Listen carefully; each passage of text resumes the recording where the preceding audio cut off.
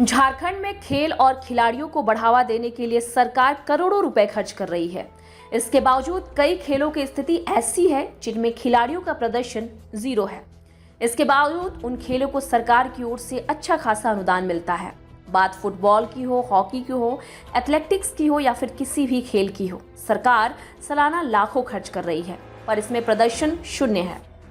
कुछ खेलों को अगर छोड़ दें तो ज्यादातर खेलों में खिलाड़ी नेशनल गेम्स में भी मेडल नहीं दिला पा रहे हैं। राज्य में महिला हॉकी की स्थिति कुछ हद तक ठीक है, लेकिन राष्ट्रीय स्तर पर पुरुष हॉकी की भागीदारी नगण्य है।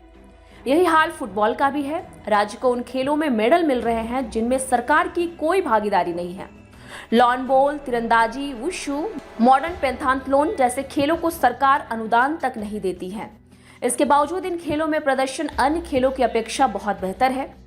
सरकार द्वारा खेल सेंटरों और खिलाड़ियों को तैयार करने में किए जा रहे खर्चे के ब्यौरे पर अगर नजर डालें तो पाएंगे कि सेंटरों में रह रहे खिलाड़ियों और प्रशिक्षकों पर सरकार सालाना 20.39 करोड़ रुपए खर्च कर रही है।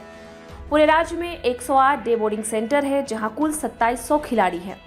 प्रत्येक खिलाड़ी को सरकार की तरफ से 6,000 रुपये वार्षिक छात्रवृत्ति दी जाती है, यानी इन पर 1.62 करोड़ रुपए खर्च किए जाते हैं।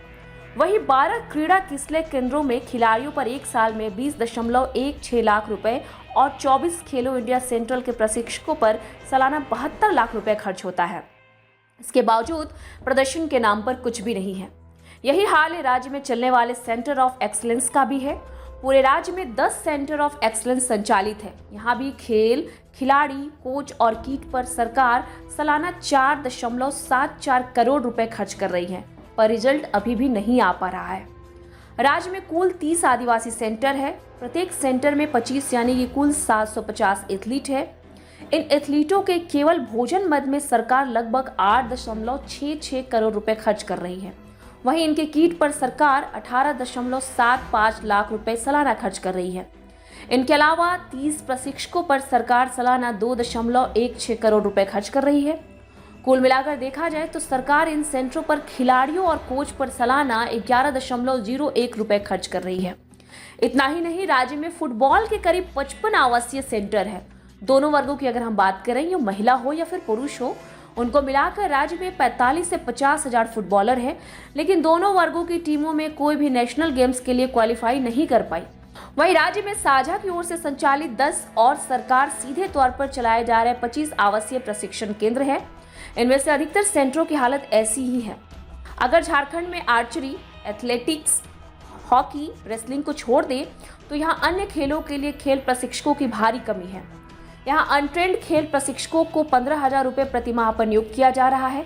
Badminton, boxing, handball, judo, swimming, taekwondo, volleyball, weightlifting, cycling, basketball समेत कई खेल हैं जिसमें प्रशिक्षक नहीं है। किसी खेल में प्रशिक्षक रखे भी गए हैं तो उन्हें अनुबंध पर काफी कम मानदेय देकर काम लिया जा रहा है।